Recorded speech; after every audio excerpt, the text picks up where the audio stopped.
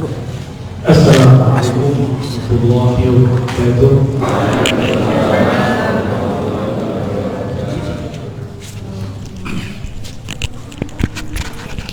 Alhamdulillah rabbil alamin.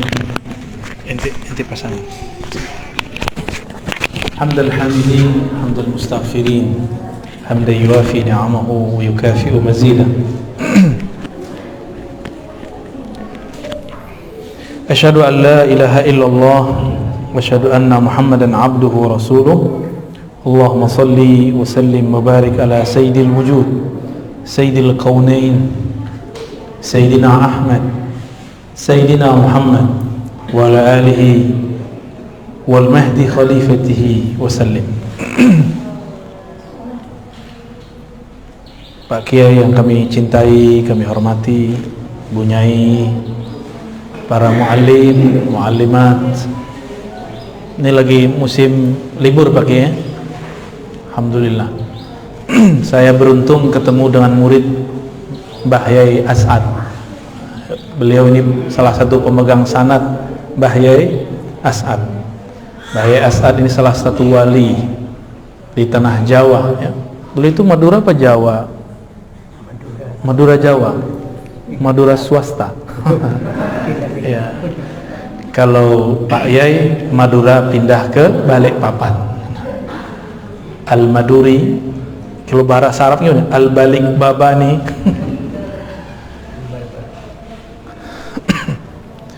Saya ternyata dosen putri beliau di IKI, nyamar deh ya. Nggak ketahuan ternyata ada pesantren di Balikpapan ya. Dan jadi pembimbing skripsinya lagi ya. Alhamdulillah rabbil alamin. Tamat tahun berapa Aisyah? 2020, generasi awal corona.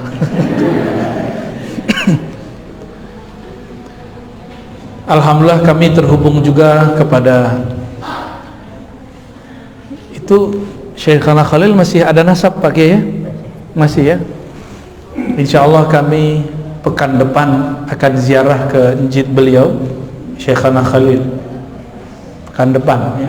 Jadi habis dari sini saya ke Jawa Timur, ke Tuban, ke katanya sih Kampung Wali, terus langsung ke Madura insyaallah. Mohon izin dari zuriat beliau nih ya. Baik. Kita terhubung melalui jalur guru kami Syekhana Ali Mustafa Yaqub. Beliau murid dari Mbah Idris Kamali Al-Cirabani, mantu dari Hadratus Syekh Hasyim Asy'ari. Sebagaimana maklum, Hadratus Syekh Hasyim Asy'ari dulu ngaji bersuluk kepada Al-Wali bila syak, bila niza' Syekhana Khalil. Kalimat ini bukan kalimat saya, tapi kalimat dari guru beliau di Mekah, Syekh Muhammad Yasin Al-Fadani. Kata Syekh Muhammad Yasin Al-Fadani, Syekhana Khalil waliullah bila niza'. Waliullah bila niza'. Itu Syekhana Khalil. Berarti Pak Yai keturunan keberapa nih Pak Yai? Ketiga, cicit keempat ya. Alhamdulillah. Ini salah satu kehormatan dari Allah SWT. Syarrafana biliqa'il ulama wa zurriyati ya, wa zurriyati. Juga ada jalur-jalur yang lain alhamdulillah ya. Jalur-jalur yang lain yang terhubung kepada Syekhana Khalil. Ternyata Syekhana Khalil ini berguru kepada Syekh Nawawi Al-Bantani. Jadi bolak-balik aja tuh. Dari apa tebu apa nih? Tebu hitam apa? Saya diketawain orang kalau baca ireng. Karena orang Sumatera sama kayak orang Balikpapan baca e-nya lucu. Coba orang Balikpapan baca ireng. Tuh kan nggak pas kan? Ya nggak pas, nggak sahih. Nggak pas. Beliau ngambil dari orang Bangkalan ngambil dari orang Banten, udah muter aja.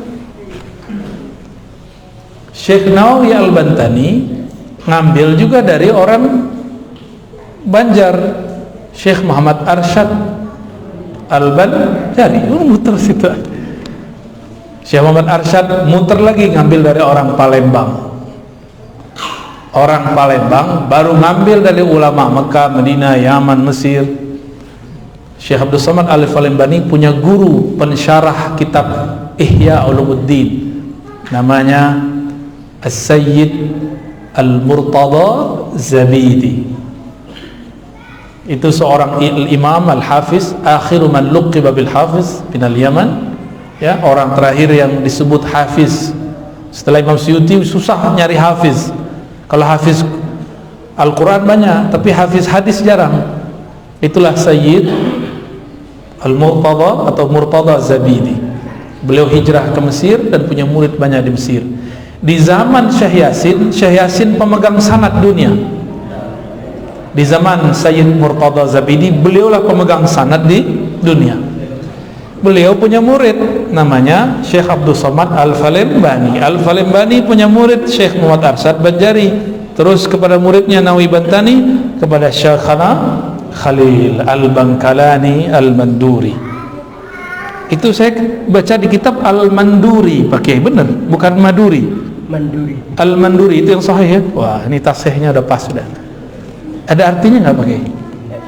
Nama aja ya, isim alam ya. Isim alam. Ini konfirmasi, ntar salah sebut ane lagi ya. Al-Manduri. Maka kita meriwayatkan hizib-hizib riwayat beliau juga. Maka pada pagi ini saya pun nanti minta ijazah beliau ya, supaya sah jadi murid keturunan Syekhana Khalil. Mohon izin pakai ya. Nanti pakai pulpen khusus pakai itu. Nanti ada kertas. Ini bukunya SD ini ya. Tapi nanti kertasnya di sini pakai, insyaallah. Lau samahtum sayyidi. Ya, nanti aja ya.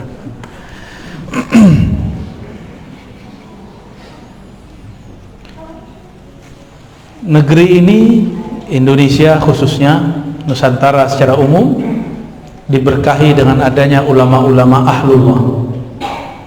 Mereka lah yang disebut paku-paku bumi.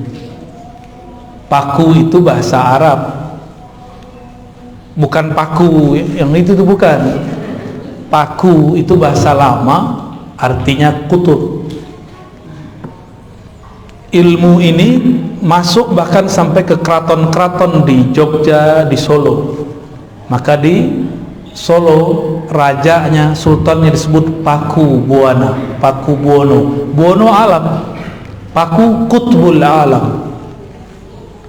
Jadi itu pengaruh dari ajaran wali-wali Allah. Maka yang mengislamkan negeri ini dulu itu wali-wali Allah, bertarikat sufi, berakidah Asy'ari, bermazhab Syafi'i. Hari ini muncul kelompok pendatang-pendatang baru, mereka hendak membatalkan ini semua. Dan kita bersyukur pagar-pagar ahlu sunnah, benteng-benteng ahlu sunnah masih banyak. Inilah pesantren ini bentengnya. Benteng jangan dibayangkan ya besi-besi, tembok-tembok, bukan. Temboknya itu kitab. Yang megang kitab itulah panglima-panglimanya. Mereka lah yang memperjuangkan akidah ahlus sunnah. Dan saya kaget ternyata Pak Kiai ketua Rais ya, Haji. Ini keberkahan dari Allah Subhanahu wa Ta'ala. Itu keturunannya berat tuh ya. Mikirin, waduh, gelar Pak Kiai besar sekali ya. Gimana cara mikulnya ya. Ini saya baru menyebutkan silsilah ilmu, baru beberapa silsilah ilmu, bahwa ilmunya orang-orang kita dahulu bersambung kepada ulama-ulama di Makkah, di Madinah. Tadi saya sebut siapa? Syekh Abdul Somad Al-Falembani. Beliau lama di Madinah, maka nama beliau belakangnya ada Al-Madani, Al-Falembani. Beliau juga lama di Mekah, maka disebut Al-Madani Al-Makki Al-Falembani. Syekhana Khalil juga lama di Mekah, maka beliau sebenarnya berhak dikasih nisbah belakangnya Al-Makki. Beliau talaki lama kepada Al-Alim, Al-Allama Al-Kabir, Al-Kutub Al-Syahir, Al-Mufassir Sayyidi Syekh Muhammad bin Umar ya namanya, bin Arabi, atau Syekh Nawawi Al-Bantani. Benar namanya pakai Muhammad ya. Ya. Itu Syekh Nawawi Al-Bantani menjadi mufti di Mekah, mufti mazhab Syafi'i, dan dia punya murid tidak hanya orang-orang Nusantara. Oleh karena itu beliau kalau nulis kitab nggak pernah pakai bahasa Melayu atau bahasa Banten, selalu pakai bahasa Arab. Jadi kalau mau tahu seorang syekh ini muridnya siapa aja, lihat kitabnya pakai bahasa apa, karena beliau nulis buku untuk muridnya berbahasa apa. Syekh Abdul Somad Al-Falimbani nulis dalam dua bahasa, kadang Arab kadang Melayu, karena terakhir beliau pulang ke negerinya dan pindah ke Patani. Karomahnya mirip-mirip seperti Yai As'ad. Mbah Yai As'ad itu Masya Allah ya, mau ilmu apa aja ada ya, debus bisa ya. Itu pakai hizib-hizib aja, pakai doa-doa aja sama beliau itu. Nah, dulu itu sanadnya ke Syekh Abdul Somad Falimbani itu salah satunya. Syekh Abdul Somad Falimbani itu ditembak gak mati-mati, ditembak gak mati-mati. Ditunggulah waktu beliau lengah, gak tahu siapa yang melakukan. Ketika beliau sampai di Patani, dipisahkan kepalanya dari badannya, jadi gak bisa ditembak, bisa cuma digorok.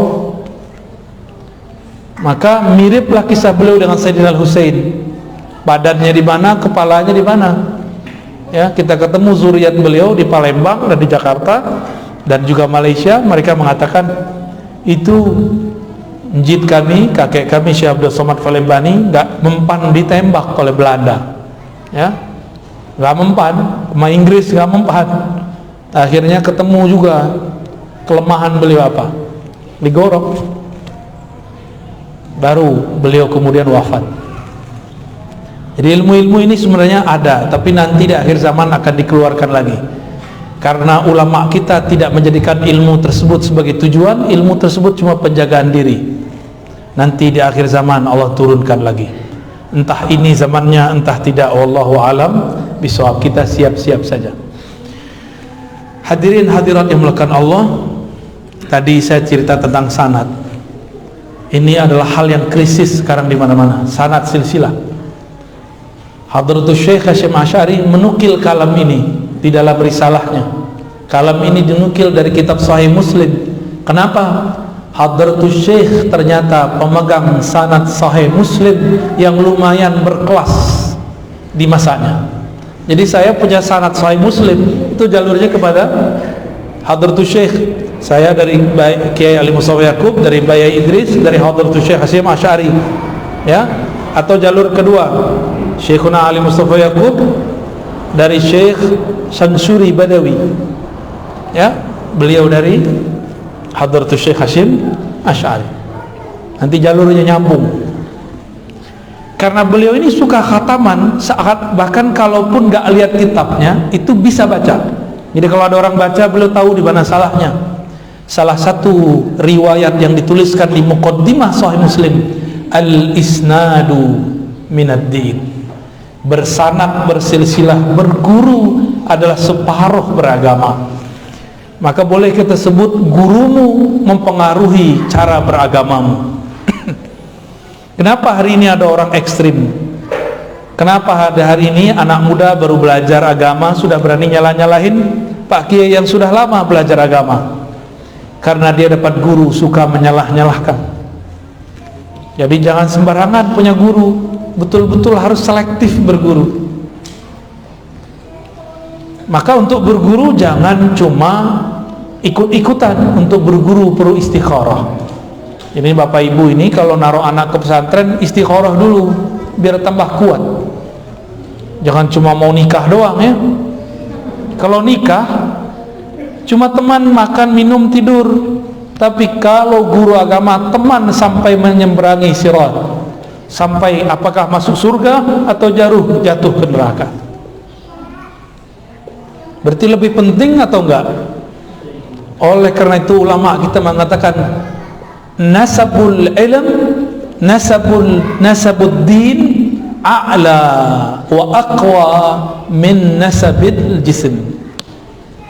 Jadi nasab dalam beragama, guru kita dalam beragama lebih kuat, lebih sahih, lebih berhak bertanggung jawab daripada nasab jasad. Nasab jasad paling cuma sampai liang kubur, fulan bin fulan, fulanah binti fulan. Tapi kalau nasab ilmu, nanti ditanya, kamu murid siapa? Nanti ditanya tuh. Ketika ditanyakan ini sosok siapa, maka muncullah sosok Nabi di hadapan dia. Kalau dia tidak punya guru, nggak ada yang bantu jawab. Inilah nikmatnya punya guru. Kalau orang punya guru, guru rohani yang bantu jawab di alam kubur, nanti gurunya diajarin sampai di kubur.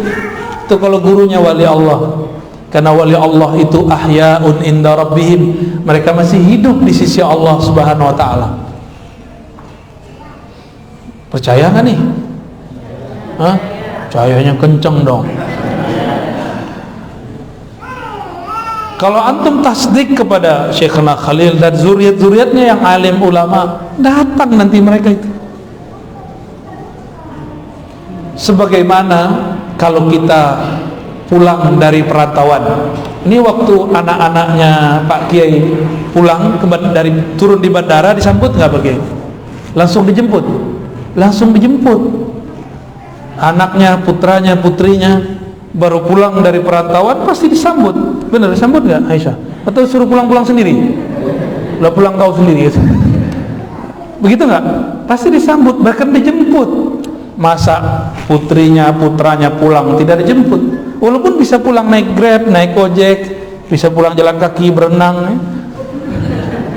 Tapi tetap dijemput. Kenapa? Anakku.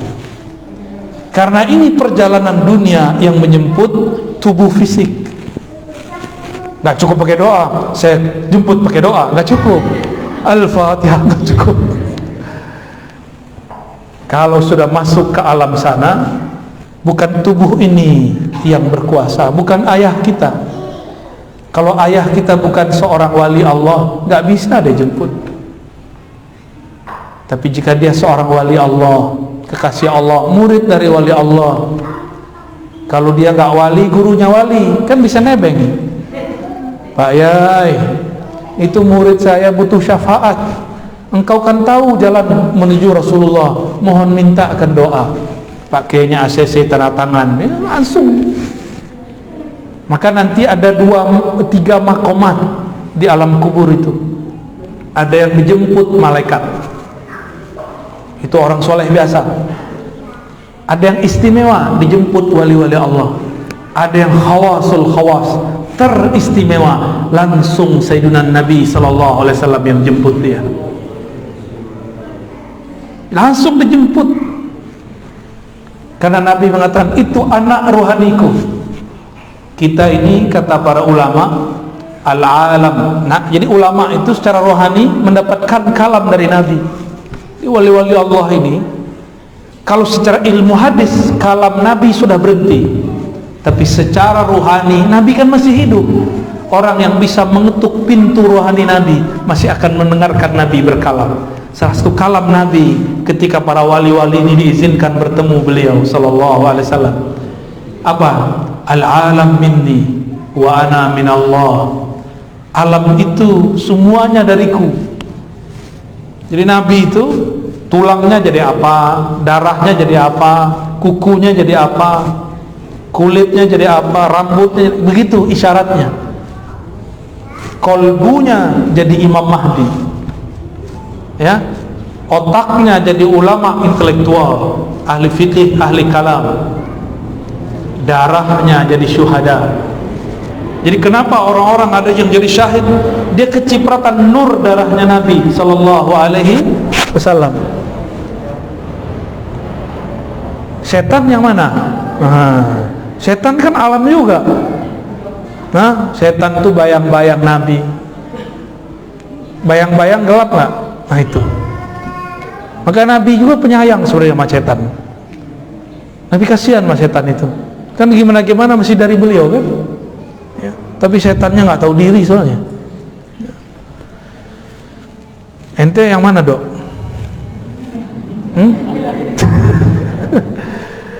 Ada yang dari punggungnya Nabi, ada yang dari tangannya Nabi.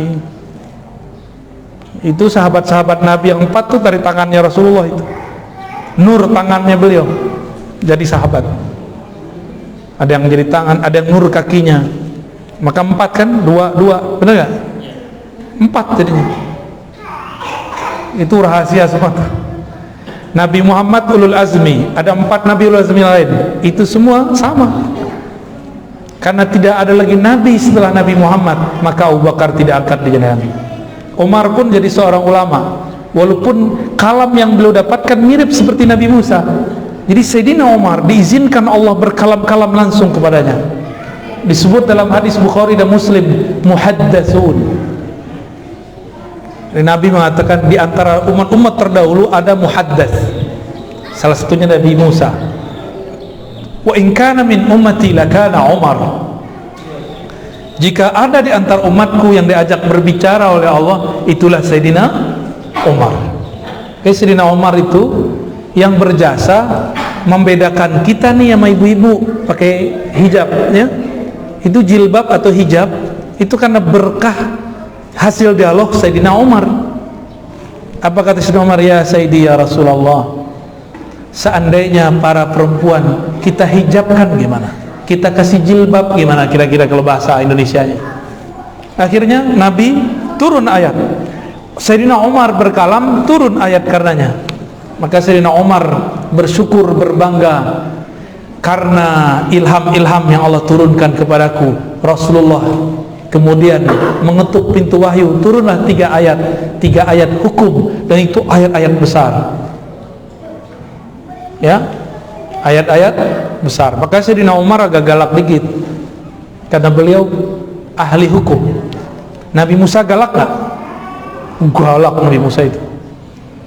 Obat galak ketemu Nabi Khidir gitu. Jadi orang-orang galak nih, orang-orang keras beragama, mesti ketemu Nabiullah Khidir. Kalau enggak dia nggak akan lembut, dia kasar terus, keras terus. Jadi hati-hati, kadang-kadang yang nanya itu bukan orang biasa. Kadang-kadang dia diilhami, dibisikin Nabiullah Khidir itu. Ngetes kita kasar, keras atau tidak, ngajarnya lembut atau nyiksa ya. Ini zaman bukan lagi zaman persekusi, zaman-zaman mukul-mukul. Udah nggak ada kan? Udah nggak ada ya? Pak Kiai udah nggak ada kan? Guru-guru mukul-mukul udah nggak ada. Zaman kita dulu cuma salah baca alif sama nggak alif, rotan melayang di punggung, langsung jadi kayak X-Men tapi dari belakang, silang tuh, cium cium. Orang tua lihat, kenapa punggungmu nak?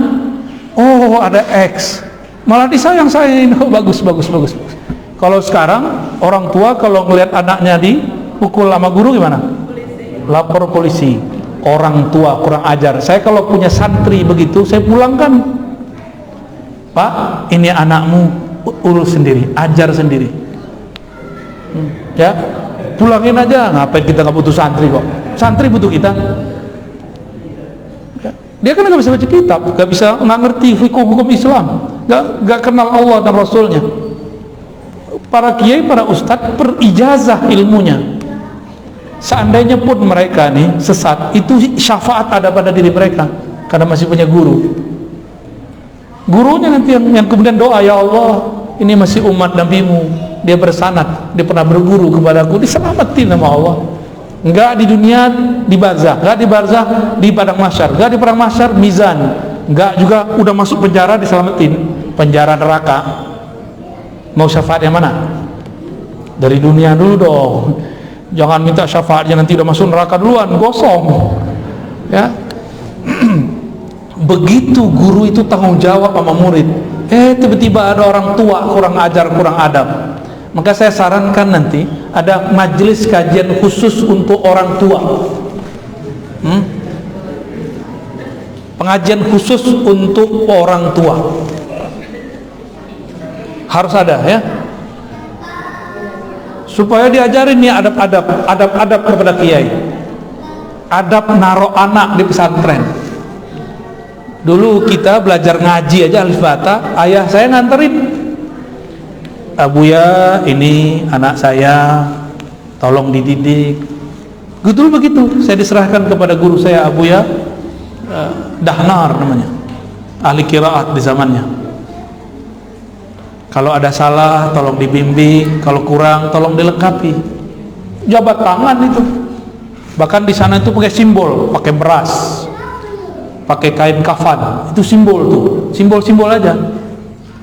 Bawa beras, bawa pisang, bawa duit dikit, syarat aja.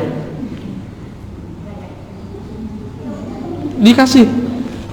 Akhirnya Pak Kiai jawab, saya terima. Kita minta kepada Allah untuk membimbingnya. Begitu dulu. Sekarang gimana? Dianterin pakai apa? Pakai Gojek. Karena sekarang nggak mungkin nyerahin satu-satu, ya pertemuan buat pertemuan. Kalau ada salaman, ya. Ini pertemuan wali santri dan guru, kayak lebih mengerti ngajar daripada kita ya. Pak Kiai, seharusnya santri-santri itu diajarin begini. Ya salam. Ente aja buat pesantren sendiri ya. Kita nggak anti kritik, cuma kalau cara ngomongnya begitu nggak enak. Ya, ini bukan lagi belain Pak Kiai, ini bukan. Ini pengalaman. Saya kan orang pesantren, ya ngajar pesantren 15 tahun ngajar pesantren. Sampai sekarang masih. Dengar begitu, kawan saya kepala madrasah senyum-senyum aja ya. Sabarnya beliau bukan main. Untung bukan saya kepala madrasahnya. Kalau saya kepala madrasahnya, saya tanya, Pak, mana anaknya? No, saya anterin Pak. Ini saya serahkan kembali. Sok tahu, sok pinter. Kalau begitu ajar sendiri anaknya. Tapi zaman sudah berubah pakai. Kita nggak bisa begitu lagi. Cuma makanya saya nggak mau jadi kepala madrasah. Kita ngajar-ngajar aja ya. Takut makan hati. Cukuplah kita makan hati sama istri kita ya. Baik. Jadi Syekhana Hadratus Syekh Hashim Asy'ari nukil itu di kitab risalahnya Al-Isnad Minad-Din. Dan benarlah gurumu mempengaruhi cara beragamamu. Gurunya galak, muridnya galak. Gurunya suka bentak-bentak, muridnya suka bentak-bentak. Gurunya suka laknat, muridnya suka laknat. Gurunya berpolitik, muridnya berpolitik. Gurunya wali, muridnya wali. Gurunya ahli fikih, muridnya ahli fikih. Gurunya pendakwah, muridnya juga pendakwah. Gurunya ahli hadis, muridnya ahli hadis. Mungkin nggak gurunya ahli hadis, muridnya jadi ahli kebatinan? Benar nggak? Nggak mungkin ya. Oleh karena itu Imamuna Sya'rani, Abdul Wahab Sya'rani nulis di kitab beliau. Ada beberapa kitab beliau yang besar dan kecil, hampir semuanya sama. Al-Minan, ada Qawaid Tasawuf, ada macam-macam. Ada Thariqah Matbuliyah. Beliau mengatakan Al-Wali Ibnul Wali. Wali itu pasti gurunya wali. Namun wali Allah ini kan cahaya. Cahaya kalau terlalu dekat silau. Akhirnya orang terdekat tidak tahu, santrinya nggak paham. Karena si kiai sifatnya masih seperti manusia, sakit kayak manusia, lapar kayak manusia, marah kayak manusia, tidur kayak manusia, bersyahwat seperti manusia. Kata orang sekitarnya, anak istrinya, santri-santrinya, tetangganya, ini bukan wali. Wali itu di tengah hutan. Emang wali tengah hutan? Itu namanya wali al-hutani. Orang hutan namanya itu. Mukanya berbulu-bulu, bukan berjenggot ya. Berbulu namanya orang hutan. Gambaran orang awam, wali itu mesti di tengah hutan. Enggak. Wali itu yang kenal Allah, mau di tengah hutan, mau di tengah kota, di dalam gang, sama statusnya, sama. Wali-wali Allah. Gimana? Sudah berguru belum? Nggak nyadar selama ini berguru sama beliau ya. Emang begitu, orang kalau dekat cahaya silau, nggak tahu dia dekat cahaya. Taunya kapan? Kalau cahayanya sudah pindah. udah pindah alam baru sadar, bapakku wali, guruku wali, tetanggaku wali, baru sadar. Mau begitu? Guru saya, murid-murid Syekh Yasin, kata beliau nih banyak, waktu Syekh Yasin hidup orangnya biasa-biasa aja, gak ada yang aneh. Pas meninggal baru keluar semua kisahnya. Kalau beliau Jumatan itu gak kelihatan keluar rumah, tahu-tahu sudah nyampe di masjid, gak kelihatan balik, ditungguin di depan rumah, depan belakang, tahu-tahu sudah di dalam kamar. Tuh lewat mana tuh? Guru kita Kiai Ahmad Marwazi berkisah, kawan saya iseng, orang Syam, orang Suriah, pengen tahu Syekh Yasin ini Jumatannya kapan sih, atau jangan-jangan nggak Jumatan lagi. Tuh kan curiga sama gurunya. Masa curiga sama wali nggak sholat? Emang ada wali nggak sholat? Nggak ada wali nggak sholat. Sholatnya wali setiap napasnya. Yang ruku sujud itu simbol aja, dia sholat setiap nafasnya. Yang kelihatan sama kita sholat itu ruku sujud. Kalau begitu orang munafik sholat juga dong? Enggak, orang munafik walaupun ruku sujud dia nggak sholat. Wali walaupun dia cuma duduk dia sholat, walaupun dia tidur dia lagi zikrullah. Itu kalau wali Allah. Dicobain lah, kebetulan apartemennya pintunya satu doang, ditungguin di depan, nggak keluar itu Syekh Yasin. Akhirnya udah mau selesai khutbah, seorang ini baru keluar. Pas dulu udah nyampe Masjidil Haram, Syekh Yasin depan dia, bengong dia, lah lu kok di depan? Pas sholat udah rame-rame lagi hilang, dia cepet pulang, nungguin Syekh Yasin nggak datang-datang, karena udah nyampe di dalam. Baru sadar setelah beliau wafat, inna lillahi wa inna ilaihi rajiun. Akhirnya nangis-nangis, ya Allah, guru kita meninggal, saya belum sempat ngaji. Ya salam, ya waktu hidup ditelantarin ya. Maka berguru kepada orang bersanad itu nikmat. Hal yang berat terasa ringan. Guru Muhammad Jailani, ya, Kiai Haji Muhammad Jailani yang pesantren Banjari, itu berkisah kepada kita juga. Kami ngaji kepada gurunya, guru beliau juga nih, Syekh Ismail, ya, Ismail Zaid nih. Syekh Ismail nih karomahnya bisa memahamkan baca kitab tanpa perlu menjelaskan. Kiai Muhammad Jailani mengisahkan bahwa ada beberapa murid nggak ngerti baca kitab, terus bawa kitab ke beliau. Apa kata beliau? Syekh Ismail Zaid, dah ikra, baca yang tadi dia berhari-hari nggak paham, baca doang paham depan Syekh Ismail Zaid. Jadi cukup mandang beliau langsung kebuka ilmunya. Itu karomah. Jadi karomah itu kamu mesti jalan di atas air. Karomah yang tertinggi itu orang jahil jadi alim, orang otaknya gelap jadi bercahaya. Itu yang disebut karomah tertinggi. Karena Allah mengatakan yarfa'illahu alladhina amanu minkum walladhina utul ilma darajat. Orang beriman, orang yang diberi ilmu diberikan darajat. Darajat itulah karomah hakiki. Jadi karomah hakiki bukanlah bisa kebal, itu biasa. Guru beliau Mbah Yai As'ad Situbondo, kalau kebal apa segala macam itu cuma mainan. Ilmu beliau aslinya bukan itu. Aslinya beliau ilmu ma'rifatullah. Karena kenal kepada yang maha sakti, maka wirid apa aja jadi sakti. Tapi kalau belum kenal sama yang maha sakti, puasa 3 tahun juga nggak sakti-sakti. Pilih mana? Hah? Kenal yang maha sakti atau jadi orang sakti? Kenal aja ya. Nah itulah beliau Maulana Syekh As'ad. Nama lengkap beliau As'ad apa pakai? As'ad Syamsul Arifin. Udah sesuai namanya, Syamsul Arifin, pelita ahli ma'rifat. Orang taunya kan beliau pelita orang-orang sakti. Itu hijab namanya. Jadi wali itu nutupin kewaliannya dengan macam-macam. Ada yang nutupinnya dengan kesaktian, ada yang nutupinnya dengan kelemahan. Sehingga orang mengira, masa saya wali? orang aja sakit-sakitan.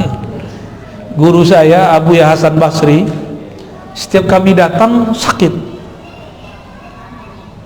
Setiap kami datang sakit. Sampai orang menyatakan, kita ini belajar debus sakti semua. Ini guru kita ini batuk aja gak bisa ngobatin. Itu banyak yang belot.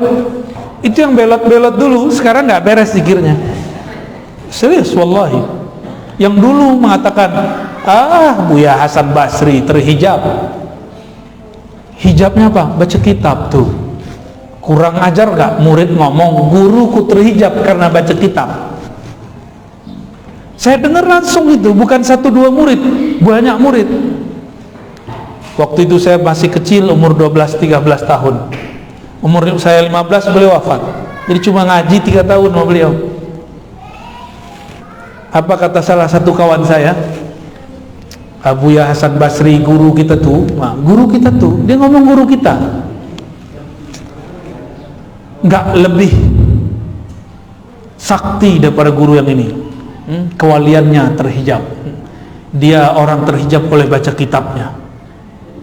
Banyak sekali yang ngomong begitu.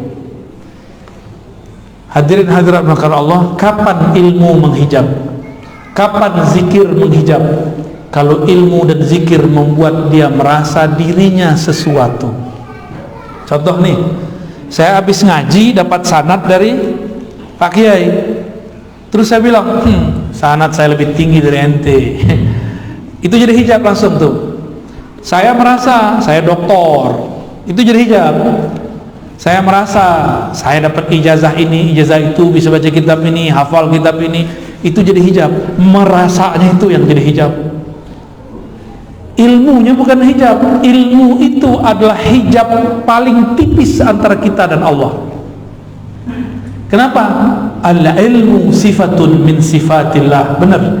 Ilmu itu adalah salah satu sifat Allah. Siapa orang yang berilmu, jarak dia dan Allah cuma al-ilmu, satu hijab doang. Tapi dalam ilmu itu ada lagi lapisan hijab 70.000. Namanya hijab cahaya. Jadi satu bab hijab itu ada tirai-tirai penghalang. Ini yang membuat kemudian orang nggak ketemu-ketemu. Itulah juga yang membuat murid-murid nggak sadar gurunya adalah seorang kekasih Allah. Itu juga yang membuat seorang anak, seorang istri, seorang saudara, tetangga nggak sadar kalau orang-orang yang dia dekati, guru-gurunya itu adalah kekasih-kasih Allah. Bahkan kadang-kadang si kiainya nggak sadar kalau dia kekasih Allah. Maka wali ini ada 3. Ada wali am, wali umum. Itu semua orang beriman wali umum. Ada yang kedua, wali khawas, wali yang spesial. Ini orang-orang yang sudah mulai diberikan ilmu mengenai nama-nama Allah, sudah diberikan ilmu mengenai perbuatan af'al Allah, sudah mulai diberikan ilmu mengenai sifat-sifat Allah. Ini khawas. Wali yang ini dia sadar kalau dia wali. Dia dikasih tahu sama Allah atau dikasih tahu oleh Rasulullah. Karena yang angkat wali siapa? Kalau yang wali kota ngangkat siapa? DPR. Wali kota diangkat nggak? Diangkat. Masa wali alam nggak diangkat? Kalau nggak diangkat namanya wali PA. Wali kelas saja ada suratnya. Benar, ada wali kelas di sini? Ya, ada suratnya kan? Ada rapatnya, ada penunjukan. Kamu jadi wali kelas ya, minimal begitu. Benar nggak? Apalagi jadi wali Allah, pasti diangkat. Cuma ada yang nggak sadar kalau dia diangkat, berarti dia wali biasa. Berdebatlah 2 imam. Satu Ibnu Furak. Ibnu Furak ini murid dari Al-Bahili. Bahili berguru kepada Imam Abul Hasan Al-Ash'ari, berarti cucu murid. Kata Ibnu Furak, al-wali la ya'rif annahu wali. Wali itu gak sadar kalau dia seorang wali. Kawan dia namanya Abul Qasim Al-Kushairi yang juga berguru, jadi kawan berguru. Tapi makomnya karena dia bertasawuf lebih tinggi daripada Ibnu Furak. Abul Qasim Al-Kushairi, pengarang Ar-Risalah Kusyairiyah, mengatakan, la ya sayyidi, al-wali ya'rif bi annahu al-wali. Kekasih Allah, wali Allah sadar kalau dia seorang wali. Dia dikasih tahu oleh Sang Maha Wali, Allah Subhanahu wa ta'ala. Dua orang ini dua-duanya benar. Ibnu Furuq lagi ngomong wali am, Imam Kusyairi lagi ngomong wali khas. Ada wali khawasul khawas, ilmunya sudah sampai kepada ujung sifat Allah yang tak terbatas itu, dan masuk kepada babnya, bab tentang ma'rifatu zatillah. Ya, nah, itu di akhir zaman banyak tuh nanti. Kalau dulu-dulu yang terkenal kan Syekh Abdul Qadir Jilani, Imam Sayyid Ahmad Ar-Rifai, Muhammad bin Abdul Karim Sammani, ya, itu yang dulu-dulu. Abu Yazid Al-Bustami, Junaid Al-Baghdadi, Al-Hallaj Ash-Shibli, qaddasallahu asrarahum. Itu wali-wali Allah zaman dulu, ya. Pertanyaannya, bagaimana caranya jadi wali? Mau nggak jadi wali? Ya, ini hasil diskusi dengan wali-wali, ya. Wali murid, wali kota, wali murid. Nah, kita turunin dikit deh. Wali murid, wali kelas, wali kelas. Wali kelas mungkin nggak orang nggak sekolah. Berarti dia jadi wali kelas karena dia punya ilmu, benar? Dan dia mengerti persoalan murid. Dia bertanggung jawab terhadap murid-murid. Dia mengenal persoalan yang ada di situ. Maka seorang wali Allah itu, ada wali yang memegang asma, nama. Ada wali yang memegang af'al, perbuatan Allah. Ada wali yang memegang sifatullah. Nanti di akhir zaman, mungkin zaman ini sudah, wali yang menguasai ilmu ma'rifatu zatillah. Ma'rifat zat bukan memikirkan zat, ma'rifat itu beda. Orang kenal nggak perlu mikir. Coba kalau saya kenal beliau kan, saya nggak perlu pikir-pikirkan beliau ini siapa kan. Cukup kita pandang, kita dengarkan, terus selesai. Jadi antum kalau melihat saya kan nggak perlu mikir-pikirin Ar-Razi itu, kan nggak perlu kan? Ini nggak sama. Orang kalau udah kenal nggak perlu mikir. Tapi kalau belum kenal, kamu kenal nggak Syanu? Siapa? Oh dia mirip Syanu. Oh kita bayang-bayang wajahnya. Dia dulu ngaji di sini. Mikir kita. Tapi kalau sudah kenal perlu nggak? Orang kenal kepada Allah, kenal dulu baru mikir. Kalau belum kenal Allah, mikir dulu baru kenal. Itu beda tuh, ya.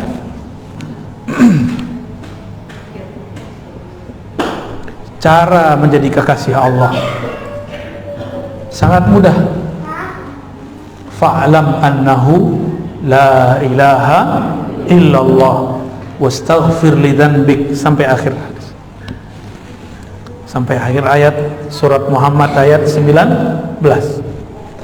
Maka fa'lam, al-ilmu dalam bahasa Arab itu al-idrak at-tam, la yadkhuluhu syak wala raib. Maka berilmulah engkau, ilmuilah mengenai la ilaha illallah. Apa itu ilmu dalam bahasa Arab?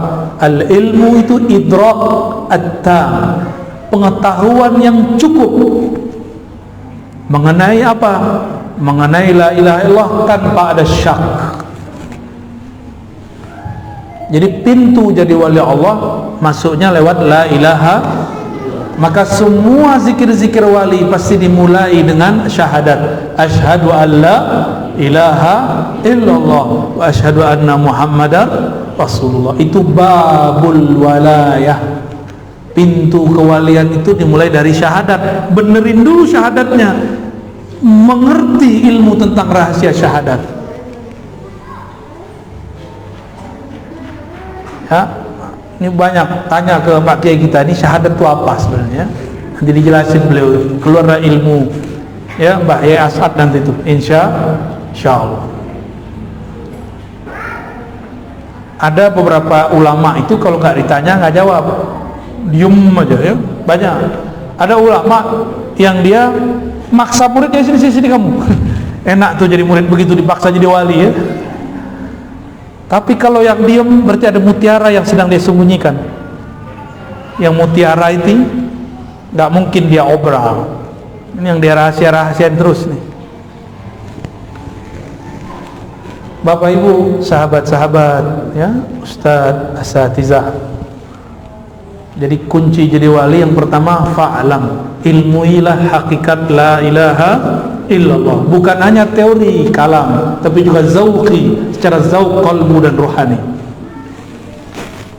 Maka kalau beruntung cari guru mursyid, ambil talqin kepada beliau ya. Jangan minta ke saya mulu ya. Tarekat saya bukan tarekat talqin. Talqin itu nomor sekian. Ngaji dulu, fa'lam dulu, ketahui dulu ilmunya baru talqin. Fa'lam dulu baru talqin. Jangan talqin dulu baru fa'lam. Jangan kebalik-balik. Kenapa banyak murid sudah bertarekat masih kacau? Karena dia talqin dengan nafsu, ilmunya tidak diambil. Jadi saran saya, jangan buru-buru minta talqin, minta baiat. Ilmui dulu yang mau dibaiatkan, ilmui dulu apa yang mau dibaca. Yang dibaca la ilaha illallah, maka kenal dulu siapa yang disebut Allah.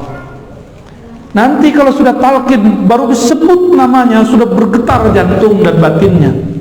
Tapi kalau talqin dulu baru berilmu, gurunya nggak kuat kolbunya, nggak ada getaran di kolbu. Kalau gurunya kuat bisa bikin getaran, karena berkah getaran beliau yang melimpah.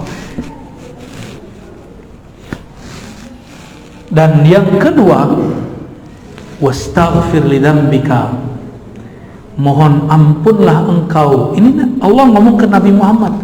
Allah berbicara ke Nabi Muhammad. Nabi Muhammad gak punya dosa, tapi Allah tetap katakan engkau mohon ampunlah terhadap dosamu. Apa itu dosa para nabi, para rasul? Nabi itu berdosa nggak? Akidah Ahlussunnah sepakat mengatakan Nabi tidak berdosa, besar ataupun kecil. Lupa ya, keliru boleh, tapi dosa tidak ada. Nabi pernah lupa sholat zuhur jadi 3 rakaat. Supaya lupanya menjadi satu bab dalam ilmu, babun nisyan, babul khata'. Maka muncullah satu ilmu. Jadi lupaannya Nabi jadi ilmu, namanya sujud sahwi. Kalau kita lupa jadi apa? Nggak jadi ilmu ya? Enggak. Kalau kita lupa, kalau guru lupa jadi berkah bagi murid. Alhamdulillah nama saya nggak dipanggil. Guru aja lupa, itu berkah bagi murid. Apalagi kalau Nabi yang lupa.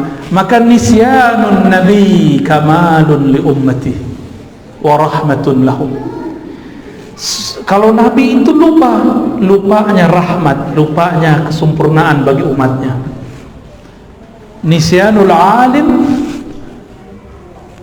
lupanya orang alim, rukhsatun lil muridin. Rukhsah bagi murid-murid. Tapi jangan doain gurunya lupa terus, ntar nggak bisa ngajar.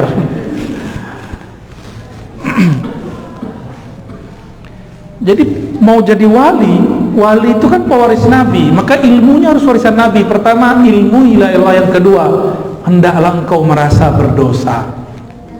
Maka Nabi itu walaupun tidak ada dosa, tapi beliau merasa berdosa. Nah, kita ini banyak dosa tapi merasa tak berdosa. Coba aja lihat di sekolah, di pesantren terjadi pergesekan. Ketika kemudian kita fasilitasi mediasi, yang ini ngomong aku nggak salah kok, yang aku nggak merasa salah, padahal itu ustazah itu. Bener kan? Ya, paham sendirilah, kita lama hidup di pesantren memang begitu ya. Pakai dalil tuh. Ajib tuh kalau ustazah tengkar, dalil keluar semua, alfiah aja dibaca. Kisah Ibnu Malik dengan Nawawi itu dibaca tuh. Kau nih suul adab. Ibnu Malik nyindir Nawawi ini belum pantas muncul, di-cut dulu sama Ibnu Malik. Kau ini masih kecil dan muncul-muncul aja. Suul adab sama aneh gitu. Cari pembenaran, cari-cari di kitabnya. Bilangnya iri enggak? Kita ini nggak perlu iri sama orang kalau kita sudah tahu makom kita masing-masing. Allah nggak akan pernah salah menurunkan makomat. Allah tidak akan salah melihat ahwal. Allah tidak akan salah kirim ma'rifat, apalagi cuma kirim rezeki, nggak akan salah. Maka aneh jika ada ustadz mengerti ma'rifatullah tapi iri sama tetangganya, beli motor duluan, mobil duluan, beli rumah duluan, kawin satu lagi. Masa iri? Berarti dia salah memahami rezeki Allah. Ternyata dia pernah suka sama orang yang dinikahi sama kawannya. Kata dia, kekasih yang tertukar. Kok ada ustadz begitu ya? Banyak. Ada yang curhat di depan saya ya. Saya belum pernah kesini tapi kebaca. Baik. Jadi kalau ingin jadi wali Allah, versi ayat ini, hendaklah engkau memunculkan bahwa rasa engkau berdosa. Lalu Nabi ini dosanya apa? Ternyata dosa Nabi bukanlah maling, bukanlah zina, bukanlah korupsi. Bukan. Dosanya Nabi adalah merasa berdosa karena kurang adab, kurang syukur. Dua itu aja. Jadi nabi-nabi itu seperti Nabi Muhammad SAW, ketika beliau keluar dari tempat buang air, apa kata beliau? Ghufranak. Ghufranak ini kan bahasa Arab aneh nih. Kok dia satu-satunya jumlah kalimat cuma dua, ghufran dan ka. Tapi kok mansub? Mansub kan? Ghufranak barisnya mansub fathah. Dalam bahasa Arab pasti ada yang disembunyikan, ditakdirkan di depannya, disembunyikan. Allahumma inni as'aluka ghufranak, diringkas ghufranak. Nabi keluar dari tempat buang air, doa, ya Allah ampuni dosaku. Dosa yang mana? Dosa buang air kurang syukur. Ternyata buang air besar, buang air kecil itu wajib disyukuri.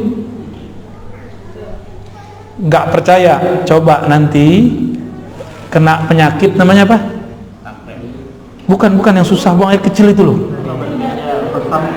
Bukan prostat, itu mau kegedean itu. Ada orang mau buang air kecil nggak bisa keluar batu ginjal. Usus buntu lah, salah. Anyang-anyangan. Iya, itu bahasa kampung gitu ya. Jangan pakai bahasa Belanda mulu. Anyang-anyangan. Mau keluar tapi gak keluar, sakit gak? Itu nikmat terbesar di alam semesta. Nikmat paling besar. Maka kalau minum baca bismillah, supaya keluarnya alhamdulillah. Orang malam pertama aja bismillah, ya, malam kedua lupa. Maaf yang jomblo ya, kamu masih jomblo gak? Jomblo habis sama depan saya ya, karena kita dulu waktu jomblo habis juga depan kiai kita ya. Penasaran gimana sih caranya menghancurkan kejombloan. Halas ya, ya. Jadi biar jadi kekasih Allah gimana? Pertama, ilmu la ilaha illallah, mencakup ma'rifatul zat, ma'rifatul sifat, ma'rifatul af'al, ma'rifatul asma. Yang kedua, jadilah hamba. Jangan sok-sok jadi wali, jangan sok suci. Merasalah dirimu berdosa, meskipun kata orang kamu tidak berdosa. Apalagi kita ini banyak dosa. Ada hari ini yang belum berdosa? Tuh matanya, mata antum habis dosa kelihatan di sini. Ada yang tadi makan nggak baca bismillah. Secara ilmu fikih nggak dosa, tapi secara ilmu hakikat itu dosa besar yang ditumpuk-tumpuk setiap hari. Makan minum nggak baca doa, udah berapa kali antum numpuk? Dosa kecil, kesalahan adab kecil, kalau ditumpuk-tumpuk nanti lama-lama jadi bukit, lama-lama jadi gunung. Itu dosa besar. Jadi mau jadi wali aja bismillah lupa. Hah? Ya udah jadi wali murid aja deh. Ya, kalau jadi wali nikah, oh seru lagi tuh ya. Baik, kira-kira itu yang dapat kita sampaikan. Mohon Pak Kiai ajizni bi asanidikum, ya. Lau samahtu ajizni Maulana. Kita pengen dapat salamnya aja. Mau nggak pakai? Cool, ajiz. Ajastuka. Qabiltu. Allah SWT. Sudah sah jadi murid. Jangan salah paham, ini bukan qabiltu yang itu. Baik. Yang jomblo cemburu nanti ya. Ini bukan ankahtuka, bukan. Ini ajastuka. Cukup atau ada yang mau didiskusikan? Baik, fadal.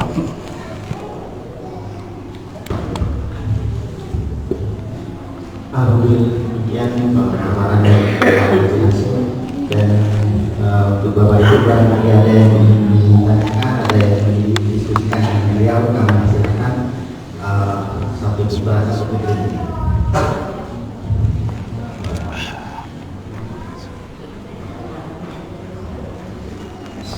Assalamualaikum warahmatullahi wabarakatuh.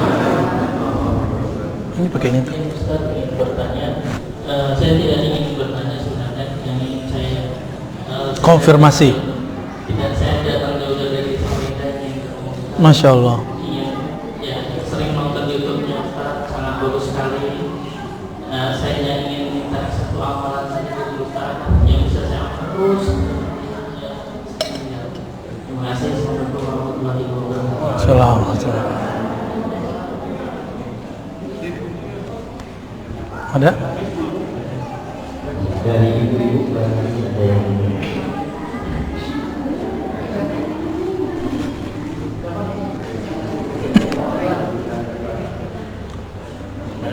Nggak ada? Ada. Ibu-ibu biasanya mintanya lain.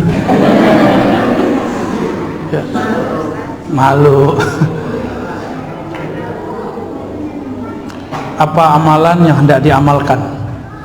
Maka ini kembali kepada riwayat hadis Nabi Sallallahu Alaihi Wasallam.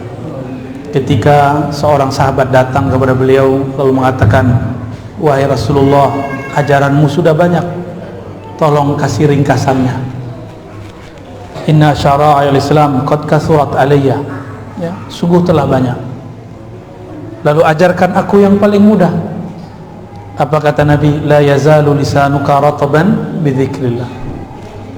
Jadikan lisanmu selalu basah dalam zikrullah. Zikir ini ada macam-macam. Ada zikir jasad, dipakai lidah, pakai kepala dengan ruku sujud, lisan dengan menyebut. Ada zikir akal, tasdik, percaya. Ada zikir kolbu, menyebut nama Allah dalam kolbu. Ada lagi zikir ruh. Untuk antum dan semua yang hadir, kita kemarin mengijazahkan di apa namanya, pasir apa? Najam ya, namanya zikir maqalid. Ini kita sedang diperintahkan untuk menyebarkan zikir ini, untuk bekal di akhir zaman, bekal awal. Zikir maqalid, barangkali antum sudah hafal ya. Pertama syahadat. Ini ringkasan dari wirid-wirid, ringkasan wiridul latif, ringkasan wirid-wirid ini dia. Syahadat. Kenapa bahar syahadat? Siapa tahu dalam satu nafas kita sebelumnya pernah kufur nikmat kepada Allah. Dalam satu teguk kita minum, satu suap kita makan, pernah lupa menyebut nama Allah. Maka wajib setiap zikir syahadat dulu. Ya. Jadi mau zikir apa aja mulai syahadat. Mau sholat syahadat dulu. Asyhadu an la ilaha illallah, asyhadu an la ilaha illallah. Baru niat. Karena orang kalau belum benar Islamnya, dia sholat, diterima nggak sholatnya? Orang belum syahadat, dia sholat, diterima nggak? Ya, Nabi kan ngomong di akhir zaman, pagi orang mukmin, sore dia kafir. Saya khawatir nih zamannya, zaman kita. Maka wajib setiap sebelum zikrullah syahadat. Ya, tolong diamalkan. Mau torikot apapun antum sebelumnya, masukkan syahadat di depan. Ya, sama. Semua torikot itu kan zikir-zikir husnuzan kepada murid yang sudah muslim. Tapi kalau dia kufur waktu sorenya atau kufur di waktu paginya, disyahadatin lagi. Yang kedua, apa itu? Jumatan. Khotibnya perempuan. Yang kedua, kirim istighfar kepada Allah, minta ampun dosa lahir dan batin. bersihkan dulu, kosongkan dulu diri kita dari keburukan, dari selain Allah, baru kemudian Fatihah. Al-Fatihah itu disebut sebenarnya sholawatul ruh, sholawatnya ruh kita sholawat, baca Fatihah. Dalilnya surah hadis Al-Bukhari tentang dialog antara hamba dan Allah, itulah sholawatnya ruh, dan itu ada di surah Al-Fatihah. Maka wajib baca Fatihah, lalu dikirimkan pahalanya untuk Sayyidul Arwah Sayyidina Muhammad sallallahu alaihi wasallam. Lalu sholawat, ya, sholawat 1 kali aja, baru kemudian zikir inti. Zikirnya sudah kita hafal semua, tapi ini adalah zikir yang dulu dipesankan oleh Nabi Ibrahim. Apa kata Nabi Ibrahim? Ya Muhammad, baligh minni ummataka salam. Tolong sampaikan dariku kepada umatmu salamku. Jadi kita ini dulu dapat salam dari baginda Nabi Ibrahim alaihissalam. Nggak nyadar ya? Nggak dengar kan? Ya karena antum pakai telinga ini. Itulah sebabnya kenapa kita kemudian mengucapkan salawat, lalu kama sallaita ala Sayyidina Ibrahim, sebagaimana kau salawat dulu ke Nabi Ibrahim. Kata beliau, wahai Muhammad, sampaikan salam kepada umatmu dan beritahu mereka sorga itu subur, tapi belum ada pohonnya. Tanamilah pohonnya dengan kalimat ini, Subhanallah 100 kali, ya. Alhamdulillah 100 kali, terus Allahu Akbar 100 kali, La ilaha illallah 100 kali. Jangan kejar-kejar, nikmati bacanya. Jangan cuma menikmati baca Facebook. Nikmati ini kitabnya kolbu zikrullah. Jadi kutubul qulub azkar wal aurat, al azkar wal aurat itu risalahnya kolbu. Kalau risalahnya ruh, ma'rifat dan asrar. Risalahnya akal, al isbat wan nafi. Itu beda-beda risalah. Terus la haula wala quwwata illa billah. La haula wala quwwata illa billah disebut kanzun min kunuzil jannah. Disebut juga investasi surga, juga 100 kali. Maka orang yang berzikir yang 4 tadi itu dia buat coupling di surga. 1 dia baca, dia dapat 10 coupling.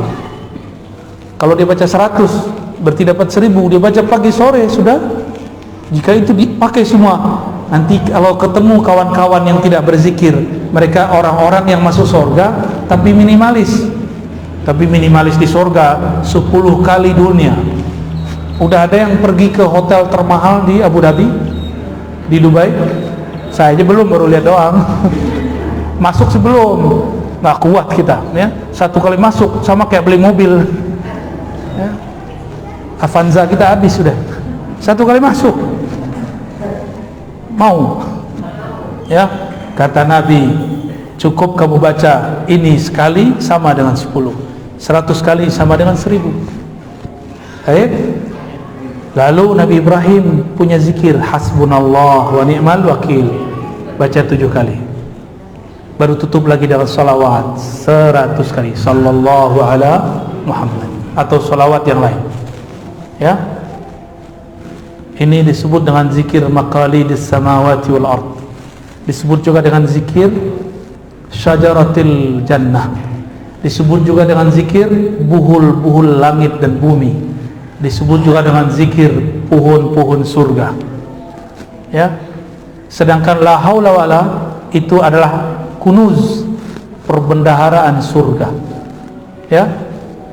Ajastukum jami'an, ya. Bisa diulang?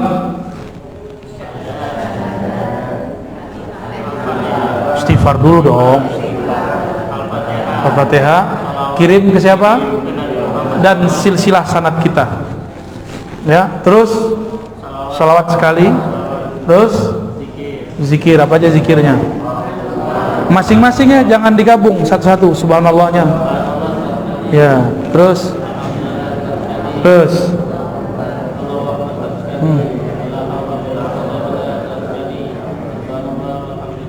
enggak, itu aja, subhanallah, alhamdulillah, wa la ilaha illallah akbar, la haula wala quwwata illa billah. Tapi masing-masing hasbunallah 7 kali, salawat 100 kali. Tanpa salawat zikir kita tidak diangkat, ya. Semoga ini dapat jadi. Saya kalau lagi panik saya cukup baca itu langsung kepanikan hilang. Lagi gundah gulana baca zikir itu kita udah larut. Baca Allahu Akbar, semua masalah jadi kecil. Lagi mentok nih masalah, cukup baca subhanallah, subhanallah, kebuka, masalahnya selesai semua. Dapat rezeki, baca alhamdulillah, alhamdulillah, alhamdulillah. Allah lipat gandakan rahasia-rahasianya. Ya. Dan semua itu ada boosternya. Apa arti booster? Ya, itulah haula wala quwata illa billah. Itu booster namanya. Dan hasbunallah, lalu salawat. Salawat itu tiket naik. Maka setiap amalan yang tidak dimulai syahadat, tidak ditutup salawat, atau tidak ada salawat, tidak diangkat. Atas dasar itulah dalam mazhab kita, mazhab Syafi'i, khutbah wajib ada salawatnya, meskipun salah satu khutbah lupa di khutbah pertama, wajib di khutbah kedua. Kalau enggak, itu salat wajib diulang, salat zuhur, ya, enggak sah salat Jumat, ya. Kira-kira itu yang dapat saya sampaikan. Kami mohon izin, nanti setelah Jumat langsung jalan, pamit. Belum packing dulu, jadi nggak usah salam-salaman, cukup dengan ijazah tadi sudah cukup, ya. Nanti nggak usah jauh-jauh minta ijazahnya sama beliau nih, ya. Beliau ini berguru kepada Abu Ya Sayyid Muhammad Al-Maliki, Syekh Ismail Zail, Syekh Yasin, dan yang keren itu berguru kepada Mbah Yai As'ad. Itu bagi saya yang menarik, ya. Karena dulu saya berdoa, ya Allah, saya pengen ketemu nih murid Mbah Yai As'ad, ternyata ketemunya di Balikpapan, nggak ketemu di Situbondo. Ya, syukuran Pak Kiai, waktunya. Mohon maaf kalau kami suul adabnya. Terima kasih. Assalamualaikum warahmatullahi wabarakatuh.